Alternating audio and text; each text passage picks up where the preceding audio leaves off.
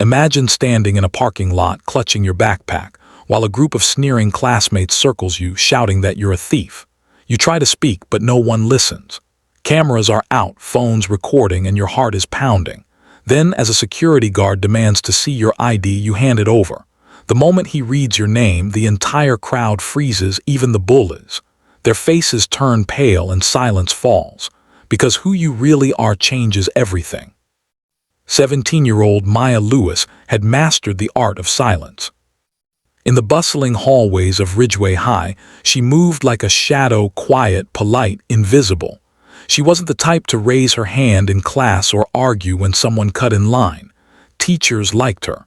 Students ignored her. But for a few people, ignoring wasn't enough. At the top of the social ladder was Brooke Chandler, captain of the cheer team, rich, confident, and effortlessly cruel. Where Brooke walked, whispers followed. And if Brooke decided you didn't belong, everyone else followed her lead. For reasons Maya couldn't understand, Brooke had decided she didn't belong. It started small comments about her thrift store clothes, snickering when she stumbled in gym, a cruel nickname here or there. But over time, the cruelty sharpened. They bump into her accidentally in the hallway, spill juice on her books, or take her lunch tray and pretend to drop it. Maya never fought back. She always just smiled faintly and said, "It's okay." But what no one at Ridgeway High knew was that Maya's life outside school was anything but okay. Every day after class, she worked at a small diner off Main Street, wiping tables, taking orders, saving every dollar she could. Her father had passed away when she was 9. Her mother, once a bright soul, was now bedridden after a long illness. Maya was the caretaker, the breadwinner, the quiet warrior no one saw. She didn't wear new clothes because she couldn't afford them. She didn't talk much because she didn't have the energy to waste on gossip. And she didn't fight back because she had more important battles to fight. One chilly Friday morning, as the sun rose over the parking lot, Maya parked a sleek black car in the student lot. It gleamed like a mirror, standing out among the usual mix of dented sedans and rusted pickups. Heads turned instantly. Brooke and her crew spotted her stepping out of the car, her plain hoodie, her old sneakers, and that shiny car behind her. Brooke smirked. "You've got to be kidding me," she said loudly. "That can't be your car, Lewis. What you do, steal it." Laughter erupted around her. Maya froze. "No, it's—" "Oh, come on," sneered Tyler, Brooke's boyfriend. "You don't even have money for new shoes. How'd you get this ride? Swipe it off someone's driveway." Maya's throat tightened.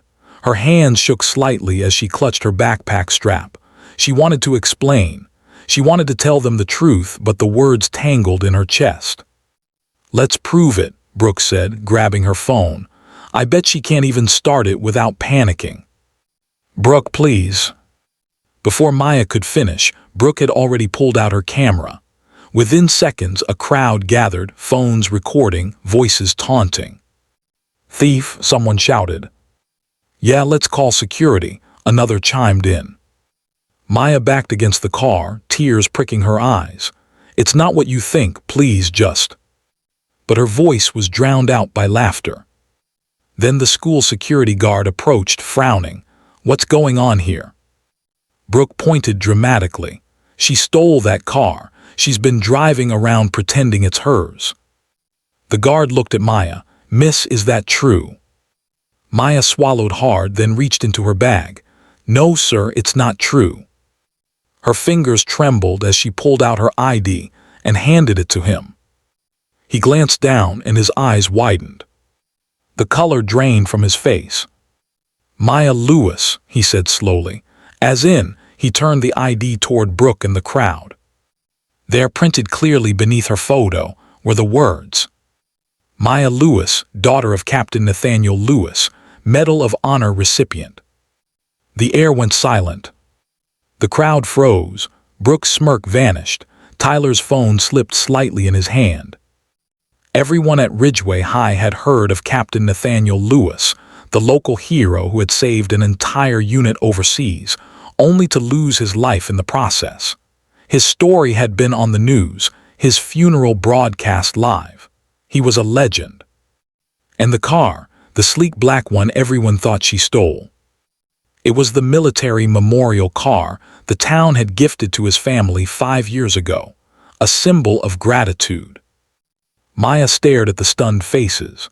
Tears welled up, not from shame, but from years of silence finally cracking. "My dad gave everything," she whispered, "and I've been trying to live in a way that would make him proud, but I guess that's not good enough for some people." Then she turned and walked away, leaving the crowd speechless. For the first time, Brooke had nothing to say.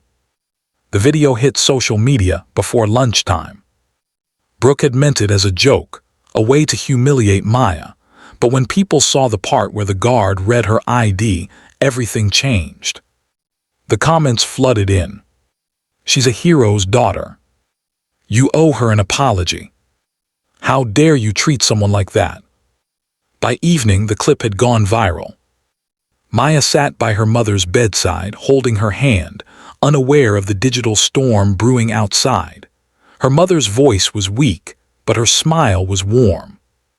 "You did good today, sweetheart," she murmured. Maya frowned. "I didn't do anything." Her mother shook her head slowly. "You didn't need to. The truth always finds its way out." That night, there was a knock on their door. When Maya opened it, Brooke was standing there, eyes red, voice trembling, a bouquet of flowers clutched in her hand. Behind her stood Tyler, looking pale and ashamed. "Maya, I'm so sorry," Brooke said softly. "I didn't know. I didn't bother to know. I thought you were," she trailed off, words failing her. Maya looked at her for a long moment. "You thought I was beneath you," she said quietly, "because I didn't have what you did." Brooke nodded, tears spilling down her cheeks. "Yes, and I was wrong." Maya sighed. "You weren't wrong about me being different, Brooke. You were wrong about what that means." Brooke didn't know what to say. She just whispered, "Can I make it right?" Maya gave a small, tired smile.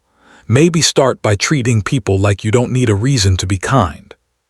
The next week at school, things were different. The bullying stopped. Maya wasn't suddenly popular, she didn't want to be, but people looked at her differently now, respectfully. She joined the student council that semester. She started a community project, Drive of Honor, raising funds for veterans' families and caretakers. Even Brooke volunteered. When graduation came, Maya stood on stage, diploma in hand, and looked out at the crowd. She wasn't invisible anymore. Her voice trembled slightly as she gave her speech. "Sometimes people will judge you by what they see, your clothes, your car, your silence, but they never see the battles you fight when no one's watching. I used to think strength meant staying quiet, but real strength is having the courage to finally speak up, even when your voice shakes." The crowd rose to their feet, clapping, cheering, many with tears in their eyes. As she stepped off the stage, she felt something she hadn't felt in years: peace. This story reminds us that kindness costs nothing, but cruelty can cost someone everything. You never know what another person carries on their shoulders, what pain hides behind their silence. Before you judge, before you point fingers, take a moment to understand. Because sometimes, the quietest people have the loudest stories.